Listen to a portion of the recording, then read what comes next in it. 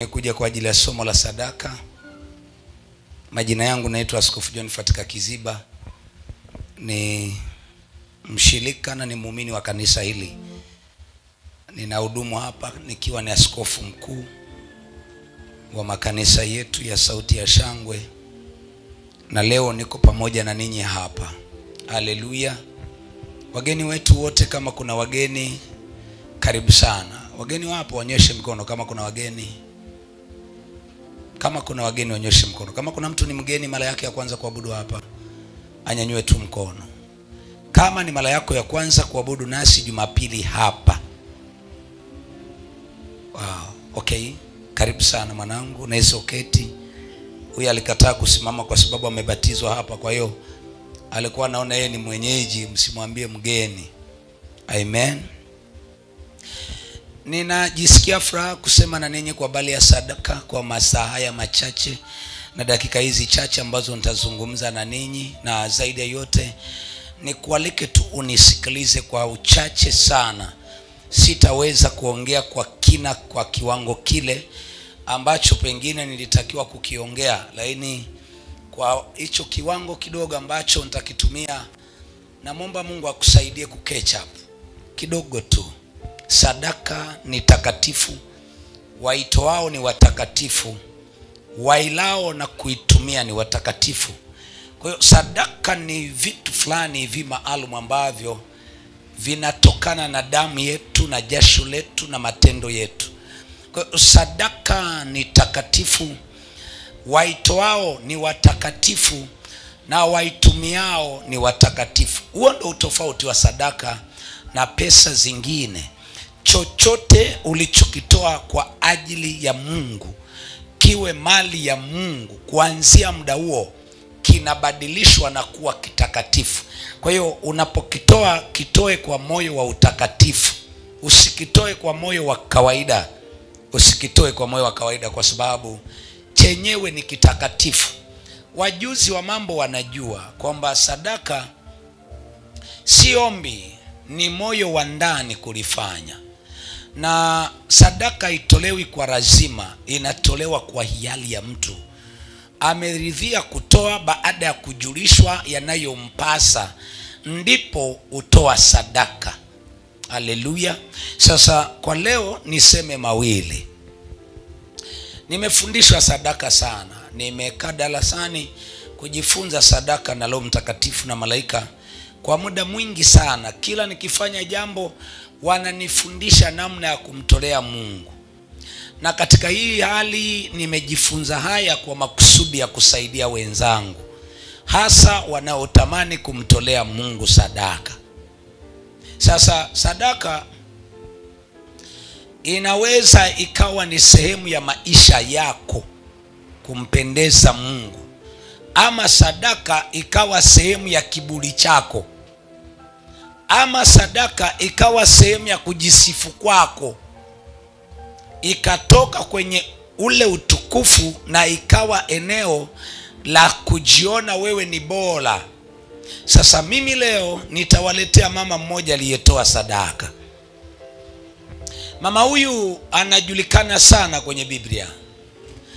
Amekuwa mwaminifu katika kila alichomwambia Mungu. Na yeye anafananishwa na watu watatu katika maisha yake, almost wanne, waliofanya hivi vitu maalum. Sasa leo natamani tusafiri kidogo, kwa sababu pengine ningeongea masaa 5 au 6, lakini kwa sababu nimepewa kama muda kafupi, ni wasii tu nikaongee haka. Mwanamke huyu anaitwa Hana, mke wa mzee Elikana. Yeye alikuwa akiishi katika mji wake. Madhabahu ya kumtolea Mungu sadaka ilikuwa inapatikana Lama, na kule Lama walikuwa kutoka Lama wakienda Shilo wakipeleka sadaka zao. Miaka yote ya kuolewa kwake na mzee Elikana, alizoea kila alichokipata anakipeleka Shilo, nyumbani mwa Mungu, amtolee Mungu sadaka. Kwa maelezo nilionayo sitaweza kuyaongea yote hapa. Nikisema niyaongee tutamaliza na litakuwa ni somo lote. Mzee Elikana alikuwa na wake wawili. Kila mtu ana watu wake, watoto wake. Lakini yeye mami alikuwa hana chochote. Alibaki yeye na maisha yake. Akawa anampenda mmewe, anapenda alivyo navyo. Kila akipanda kwenda Shilo atabeba kiasi chochote alicho nacho. Ikafika sehemu hana kitu, lakini hitaji lake anataka mtoto. Akasafiri akaenda Shilo, akatoka Rama. Alipofika Shilo kulitokea kitu ya ajabu.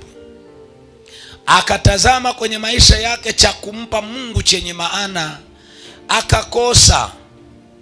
Baadaye wenzake walipoanza kufurahia kama amri ya Musa ilivyokuwa imeagiza kwenye kitabu cha Kumbukumbu la Torati na Mambo ya Walawi, aliposema kila utakapokusanya zaka yako ya mapato yako na sadaka yako, utakwenda mahala ambako Mungu ameliweka jina lake alikopachagua, na ukifika hapo utakula na kufurahi na kufurahia zaka na sadaka uliomletea Bwana. Na watu walipofika Shilo siku ile wakaanza kula na kunywa, wakafurahi mbele za Bwana kama amri ya Musa ilivyokuwa imeamuru. Wakati wengine wanakula, rafiki yetu huyu Hana akatoka katikati yao, akaenda pembeni, akaanza kumlilia Mungu. Mstari wa 8 wa kitabu cha Samueli wa kwanza na kuendelea ni mistari ambayo sipendi kusoma kwa watu wa kawaida. Niwaombe tu mniruhusu nisome kidogo. Haleluya. Samueli wa kwanza sura ya kwanza ule mstari wa 8, nitatamani tuanzie hapo. Hapo ndo natamani tuanzie kidogo tu kwa uchache. Siku Mungu akinipa neema nitakutana na ninyi tujadiliane segmenti haka. Mstari wa 8 una maelezo magumu kidogo. Elikana mumewe akamwambia Hana, unalilia nini? Kwa nini huli chakula? Kwa nini moyo wako una huzuni? Je, mimi si bora kwako kuliko watoto 10? Ndipo Hana akainuka walipokwisha kula na kunywa huko Shilo. Naye Eli kuhani alikuwa akiketi kitini pake penye mwimo wa hekalu. Mwimo, naomba nirudi tena katika huu mstari kidogo kwa sababu kumekuwa na mawimbi fulani hapa. Anasema Elikana mumewe akamwambia Hana, unalilia nini? Kwa nini huli chakula? Kwa nini moyo wako una huzuni? Je, mimi si bora kwako kuliko watoto 10? Ndipo Hana akainuka walipokwisha kula na kunywa huko Shilo. Naye Eli kuhani alikuwa akiketi kitini penye mwimo wa hekalu la Bwana. Naye huyo mwanamke alikuwa na uchungu rohoni mwake, akamwomba Bwana, akalia sana, akaweka nadhiri, akasema, e Bwana wa majeshi, ikiwa wewe utaliangalia teso la mjakazi wako na kunikumbuka, wala usinisahau mimi mjakazi wako, na kunipa mimi mjakazi wako mtoto mume, ndipo mimi nitakapompa Bwana huyo mtoto siku zote za maisha yake, wala wembe hautamfikiria kichwani mwake. Maelezo haya ni ya Hana. Bwana asifiwe. Naomba tu ache kuandika unisikilize. Yaliyofichika hapo ni mazito kidogo. Wakati watu wametoa sadaka zao, wamekula na furaha, kila mtu ana furaha yake, yeye hakuwa na furaha hiyo. Alikuwa ameandaa sadaka yake ya mwisho ya kumpa Mungu kama sehemu ya pekee. lakini hiyo sadaka anayotaka kumpa hana mkononi. Hana sadaka ile. Akalazimika abadilishe mwelekeo. Akatafuta kaeneo, akajikunja, akaanza kulia. Akamwambia Mungu, mimi ni mwanamke mwenye machozi na uchungu mwingi. Sijajaliwa kupata mtoto. Kwenye nilivyo navyo vyote vina maana ndogo kwako. Mimi naona tu nisaidie, kwa sababu vyote tuvitoavyo hutoka kwako. Nipe mtoto mume, alafu huyu naye nitakupa wewe. Sitakaa naye awe wa kwangu. Yeye alitizama katika sadaka atakazompa. Akipewa mtoto wa kiume zitakazompendeza Mungu, akagundua mali nimeshampa sana, magari nimempa sana, viwanja ningempa pia, lakini akaona hapana, kitu pekee cha kumpa Bwana wangu awe ni yule atokaye ndani yangu nimpe. Maelezo yanasema Hana akamweleza Mungu, naweka nadhiri, kama utanipa mtoto huyu si wangu, nakupa wewe. Na ngoja nikueleze, sitamunyoa nywele, sitapitisha wembe kichwani mpaka atakapoletwa madhabahuni. Hiki kitu kinaniogopesha. Kina vitu 19 katika maandiko haya. There are 19 things, all 27 katika kaparagrafu kadogo. Jambo la kwanza, Hana akuona kukaa na mwanawe kama kuna maana, badala ya kumrudisha kwa yeye aliyemtoa. Kwa hiyo alipiga mahesabu, akaelewa yawezekana naweza nikatoa magari nikajisifu kwa mtoto. Akasema mtoto naye ukinipa ni mali yako. Namba 2, hakumunyima Mungu ambacho hajawa nacho. Alijiandaa we nacho asiwe nacho, chukua nacho. Alithibitisha moyo wake wa ndani kwamba nilivyo navyo na nisivyo navyo, vitakavyokuja na vilivyotoka, vyote ni mali yako. Akampa Mungu. Maelezo yanasema akumpa Samueli Mungu wake akiwa amebeba mimba. Hapana, alimpa Samueli Mungu hajambeba hata mimba. Hili ni swali gumu sana, ninaogopa kulihubiri hapa. Mniruhusu nitaje ya 3. Jambo la 3, alitengeneza ahadi ngumu ya kwamba nywele za mtoto yule hazitanyolewa wakati hajazaliwa. Hana laina ameshaweka tayari kwamba hata kama kuna jambo lolote atakuwa mnadhiri kwako na nywele hazitanyolewa. Jambo la 4 linanipa shida nikiwaga nasoma segment. Hiki ndicho kitu cha ajabu. Taarifa alizopewa na mume wake, asahau kumweleza Mungu jambo lake, amwamini mume wake kuwa bora. Hana akuona kama ina maana, aliona ni bora aendelee kumwahidi Mungu. Sadaka ya mtoto ni bora kuliko mume aliyekaa naye miaka yote. Hiki kitu kinaniogopesha. Akumwamini Elikana awe bora kuliko yeye kujipresent kwa Mungu na atakachopewa mpe Bwana. Jambo la 5 huwa ni la ajabu kidogo. Ukisoma mule ndani unapata shida kidogo. Anasema akainuka aende kumwahidi Bwana atakachompa baadaye. Lakini sisi anasema Hana alinyanyuka mezani kwake, akaiacha kila kitu, akasogea ampe Bwana alichokusudia, kwamba nakupa mtoto Bwana. Siwezi kukupa mtoto nimekaa, nitambeba mwenyewe na mleta mahala uliko. Ukisoma sehemu ya 6 ndo inachanganya kichwa. Inasema hiki ndo kitu cha ajabu. Nika segment kako ndani ya maandiko nimesoma. Anasema wakati anyanyanyuka hakuangalia ni mchungaji wala ni nani yuko mbele. Yeye aliona kwa kuwa heli bado yupo madhabahuni. Huu ndo wakati wa kupresenti sadaka mikononi ambaye haijatokea. Aliitoa Heli, hajatoka madhabahuni. Ni kitu kinaniogopesha sana. Hana alinyanyuka kabla Heli hajatoka madhabahuni. Wakati Heli ameketi kwenye kiti madhabahuni kwa Bwana hekaluni, Hana alipiga mahesabu, chochote kitokacho madhabahuni, madamu niko hapa, atakachokisema mtumishi wa Bwana nitakuwa nacho. Akampigia mahesabu Heli, asema huu ni wakati wa kumpa Mungu mtoto ambaye sina. Akamchukua, akaenda naye kwa imani, akamkabidhi Heli. Heli anatazama, naogopa. Twende wote mstari unaofuata. Hii ndo kitu inaniogopesha kidogo. Uko madhabahuni, mtu anakwambia naleta sadaka ghafla. Hii unamwambia unasemaje? Anamwambia nimeleta sadaka. Mama, mbona sione? Asema usiniulize kwamba sina sadaka. Wewe nielewe, mimi na sadaka hapa.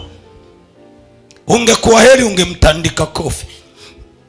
Unajua amekaa Heli anashangaa, kamama kanabwabwaja rikasakapata sikata ritata papa. Anamwambia unasema nini hivi? Anasema sikiliza mabaya, mimi unayeniona ni mjakazi mwenye uchungu.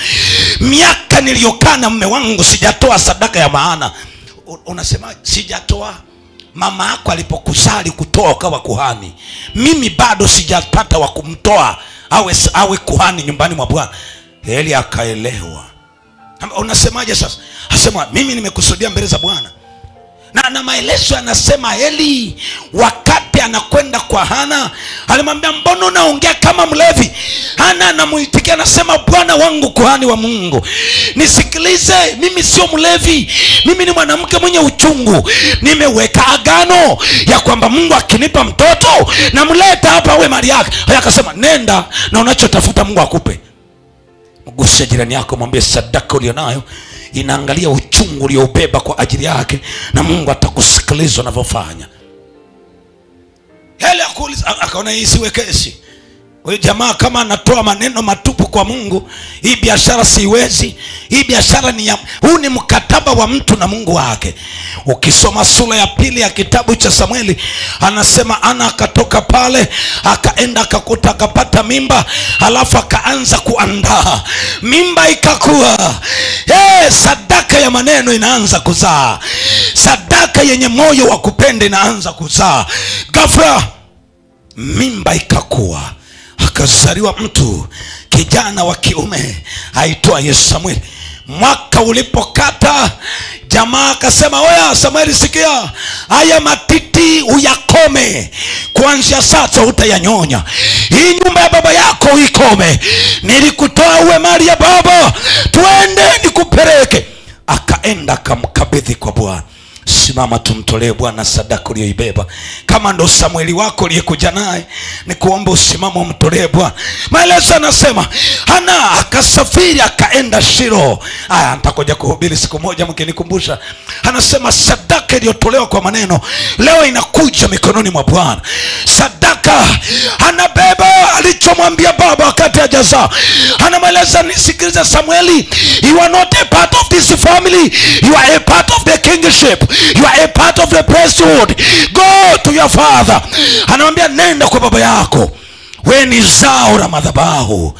Nilikupata nilipokuwa nakutafuta na kurudisha nyumbani kwenu. Mama akabeba kitoto chake, kumbuka ni kitoto pekee, akakileta madhabahuni.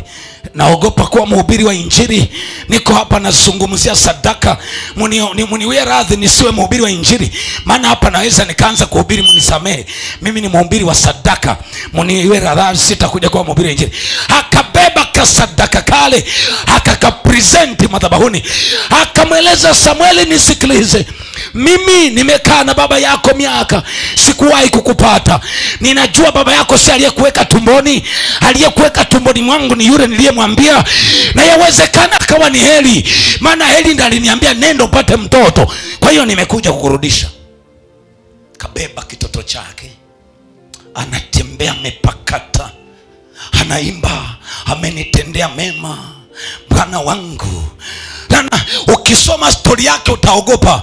Kwenye concordance namba 7 maelezo yanasema katika wanawake wanaongoza kwa vijembe vya sifa na furaha ni binti anaitwa Hana, mke wa Elikana mtu wa Rama, alivyovisema akiwa Shilo.